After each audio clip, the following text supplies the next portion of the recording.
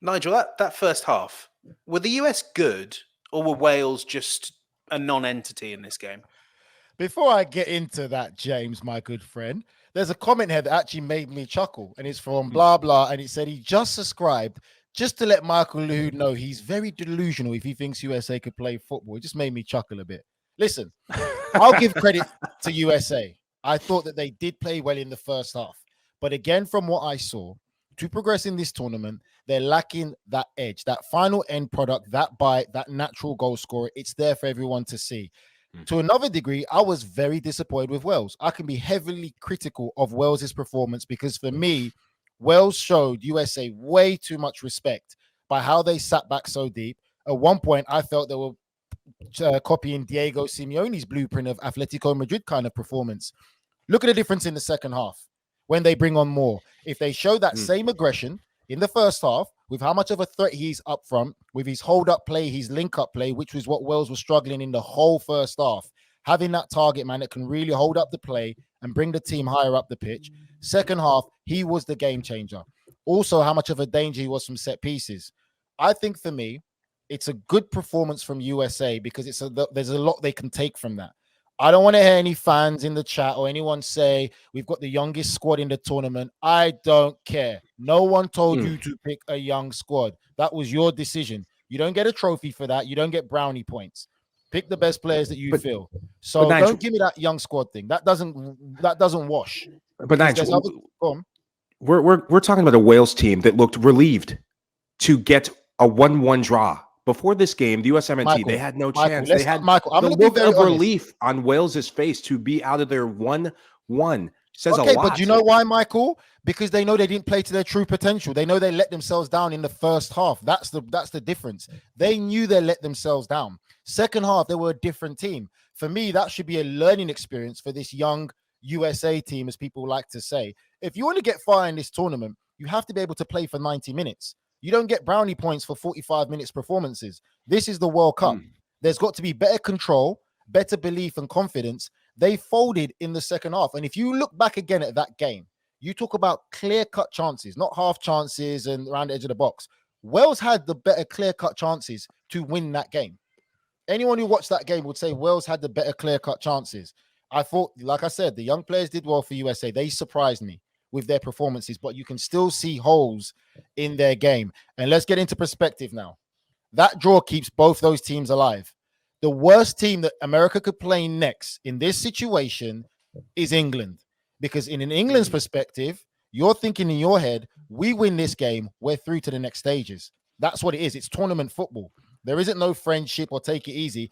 They have to beat USA to get to the next stage. If USA lose that game and Wales beats Iran, it changes the whole dynamic of the group, which I said would be a very difficult group. But for me, I thought that it was a good game to watch. I think it should be a big learning curve for the US national team. And you can't say that Wales literally just clawed their way back into that game because second half they dominated the USA. They clawed their way back into the game. That is what happened. Defend properly, mate.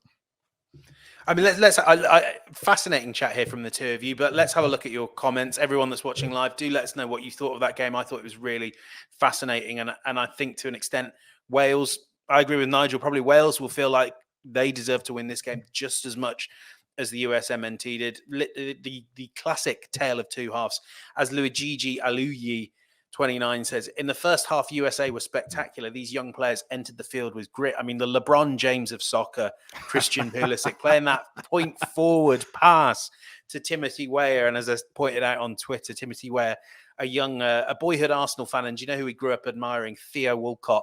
Would say that was a Theo Walcott-y finish, but he actually managed to get it on target and into the net. Blah, blah. Yanks are limited. They can't dribble. They can't score. They can't coach. Therefore, they can't play. And they're never better than anyone. It's a little bit harsh, but we'll see how they do against Iran. But the thing that really interests me here, and I don't want to dash too far ahead away from the game, but Del Boy Zero, picking up on the point you were making, Nigel, USA are out. They have to beat England to have a chance. Mike Lahoud, has the fixture list just fallen really unkindly? We were talking before you came on air that the US are going to have to match whatever Wales do against Iran. I thought we saw that it was quite a limited Iranian team. Wales get to set the pace, set the agenda. What would you rather as a USMNT fan? Would you rather be playing Iran next or England next? I'd rather be playing England next because Wales, that is going to be a difficult game for Wales to end the group against England. If you're Wales, an England team that might be through and might be might be, but no guarantee yet because you haven't kicked the ball yet.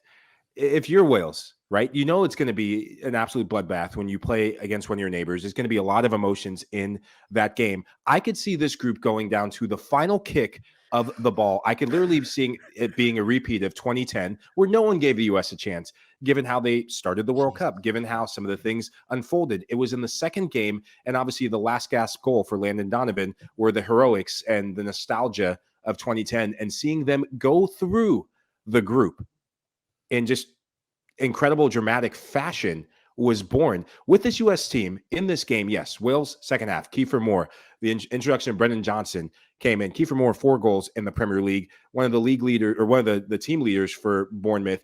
Don't know why he did not start. I thought that was a very rubbish decision to not start a guy. Dan James getting got a goal against United, good enough to start in the World Cup, I guess, because you showed up for 1 week.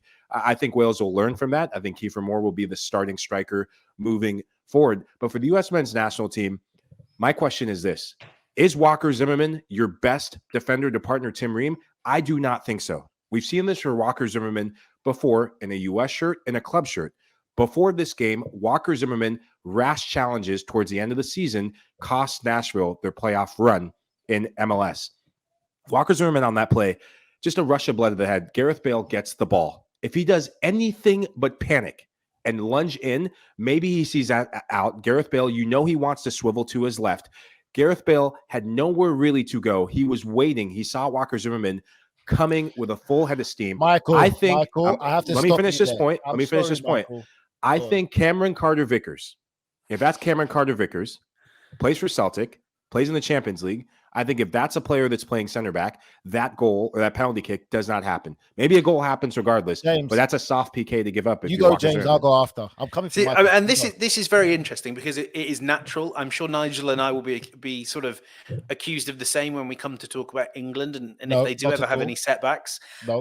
But Kevin McDougall here, an excellent point. Thanks for throwing this into the chat, Kevin. As a Canadian viewer, I've noticed a tendency for poor US results to be framed as we were our own worst enemy rather than recognize the skill in the opponent. And I mean, I think every national team, their supporters are guilty of this. But one thing that kind of we haven't really spoken about is how effective Aaron Ramsey and Gareth Bale were in the second half. We were talking about this on the preview pod that, you know, when the mood struck them, Wales have the 2 best players on the pitch, the 2 players with real experience of making a difference at the highest level. And for me, you know, adding in the tactical nuances that came with lumping the ball long to Kiefer Moore, I thought that was what swung the game. And it was as much what Rob Page did at halftime. Go on, Nigel. That's my point. I think for me, I agree with, I think Kevin McDougall or McDonald, however you say it, whatever. I agree with Kevin. Anyway, the thing is this. You have to be critical. If you want your team to progress, you have to be critical. Let's take this US thing out of all these bubble wraps and all this protection, right?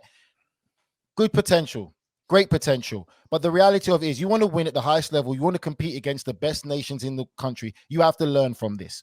You threw that game away because they couldn't handle the pressure of the second half. They couldn't adapt to the changes that Wales made to become a lot more direct.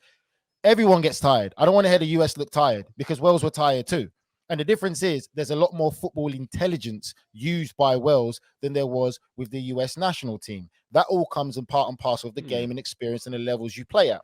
So you made it seem like it was a rational challenge from Zimmerman, but it was great football intelligence by Gareth Bale. Gareth Bale's played this game long enough to know he's in the box. He knows all defenders are going to do that. All he has to do is get his body in between the ball and the defender. Knew the defender was going to lunge in.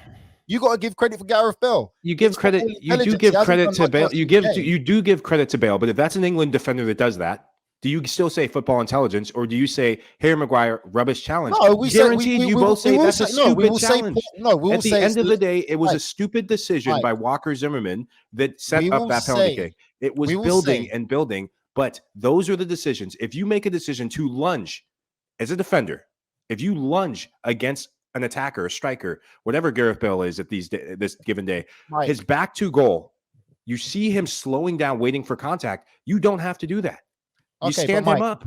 My point is this: you would say it's lazy defending, and you'll be critical of him. But on the other hand, why didn't USA make some changes, as you can clearly see on television, like you said on Twitter? Pressure's mounting. A goal is coming. What changes can we make to affect the flow of the game and change the flow? We talk about it in other situations about intelligent managers reading the game and the flow of the game. What changes can be made? USA did not make the right changes enough to affect the flow of the game. And like someone said there, I think more, and I said it again in the private chat, he changed the whole dynamic of the game, and USA didn't change tactically enough to nullify the threat and the presence that he had. I think Nigel's been very harsh here, because at least one of the substitutions that Greg Berhalter made had a significant, a crucial impact on the result. That was, of course, Kellen Acosta, who I